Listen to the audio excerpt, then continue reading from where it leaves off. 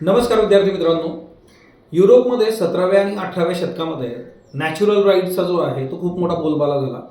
Theory of natural rights काय आहेत ते आपण जाणून घेणार आहोत. थिअरी ऑफ नॅचरल राईट्समध्ये जे आहे आपल्याला जे बाय बर्थ अधिकार मिळतात त्याला नैसर्गिक अधिकार असं संबोधलं गेलं. हे सांगणारा जो प्रमुख फिलॉसॉफर आहे तो आहे जॉन लॉक. जॉन लॉकने आपल्याला सांगितलं की देवाने त्याच्या मुलांना जे आहे बाय बर्थ काही अधिकार दिलेले आहेत आणि हे अधिकार कुठल्याही समाजाकडून किंवा कुठल्याही राष्ट्राकडून आपल्याला घ्यावे लागत नाहीत आणि ते आपण बांधील नसतो, जन्मजा आपल्याला मिळतात. मग याच्यामध्ये जॉन लॉकने आपल्याला काय सांगितलं तर जॉन लॉकने याच्यामध्ये right to life, right to freedom आणि राईट टू वेल्थ अशा 3 गोष्टी सांगितल्या.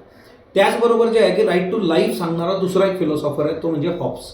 हॉब्सनेही सांगितलं आपल्या संविधानात सुद्धा जे आहे बघा कलम 21 आपण बघतो राईट टू लाईफ जे आहे, परंतु तिथं त्याचा जो काही संदर्भ येतो तो लीगल राईट्सच्या याच्यामध्ये येतो. तर एका कॉन्स्टिट्यूशनद्वारे किंवा एखाद्या राष्ट्राच्या डॉक्युमेंटद्वारे आपल्याला तो मिळालेला आहे. याचबरोबर जे आहे इथं रुसोई आहे.